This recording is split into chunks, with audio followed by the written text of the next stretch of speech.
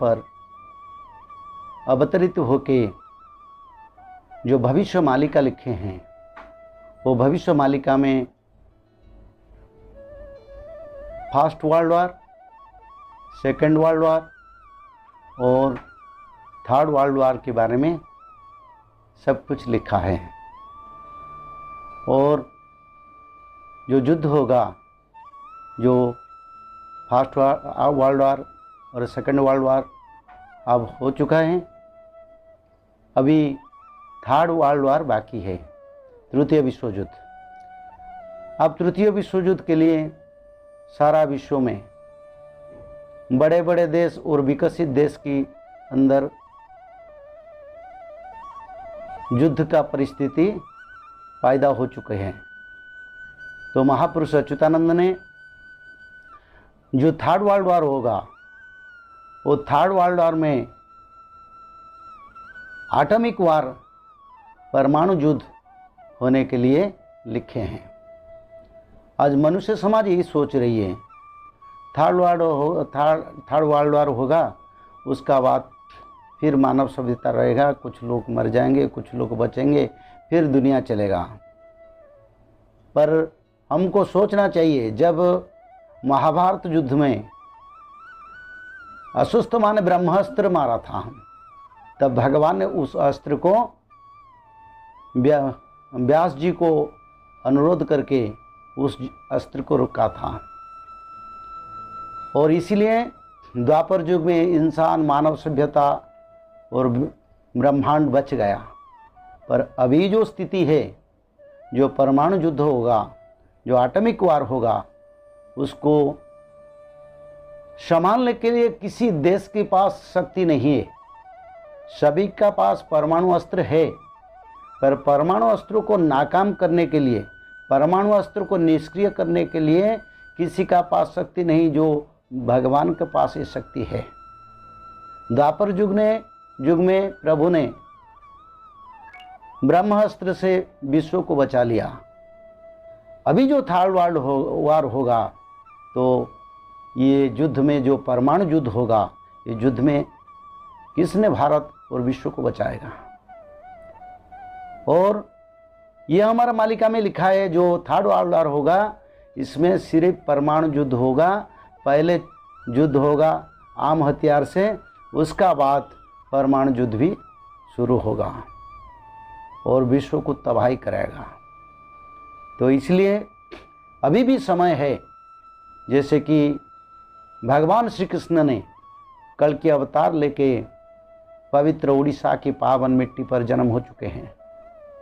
और अगले दिन जो युद्ध होगा, उस युद्ध में प्रभु अपना हिसाब से काम करेंगे। और जब सारा विश्व और ब्रह्मांड को विपद आएगा, तो प्रभु इसके लिए कुछ करेंगे। तो भविष्य युद्ध के बारे में, भविष्य मालिका में थर्ड वर्ल्ड वॉर के बारे में ये लिखा है, कमाण छड़ीब गर्जन मरीबे लक्ष लक्ष जन। यानी तोप, गोला, गोलीबारी, मिसाइल, वो सारे कमाण गर्जन हो, सारा विश्व में चतुर्दिक में प्रकंपित करेगा और लाख लाख लोग इस युद्ध में मरेंगे। ये हमारा भविष्य मालिका में लिखा है। और इसमें ये लिखे हैं, पड़िब चहल सारा देश मूलकरे युद्ध गल लगिजिब देश विदेश रे। पड़िब चहल सारा देश विदेश रे, सारा विश्व में, भारत नहीं, एशिया नहीं, यूरोप नहीं, मध्य प्राच्य नहीं, जितने विश्व में देश है, उस देश के अंदर चहल, यानी सभी अपने शक्ति का प्रदर्शन करेंगे। और वही शक्ति और गर्व का अंत फल विश्व युद्ध लगने की समय सृष्टि करेगा। तो अभी जो अगले दिन जो वर्ल्ड वार होगा, वो थर्ड वर्ल्ड वार होगा। और यही जो युद्ध होगा, यही युद्ध में वो परमाणु युद्ध का बड़ा विनाश होने के लिए समय आ रहा है।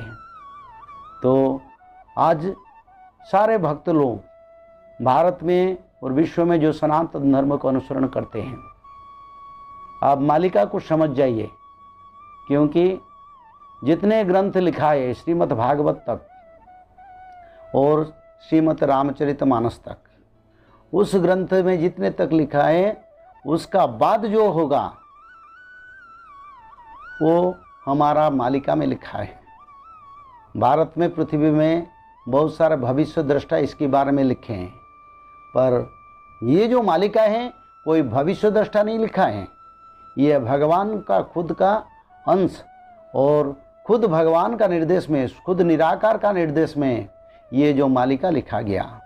तो मालिका में जो लिखा है, आज सारा भारत की जो सनातन धर्म को अनुसरण करते हैं, जो भगवान की शरण में आना चाहते हैं, वही लोग को मैं बोलना चाहता हूँ।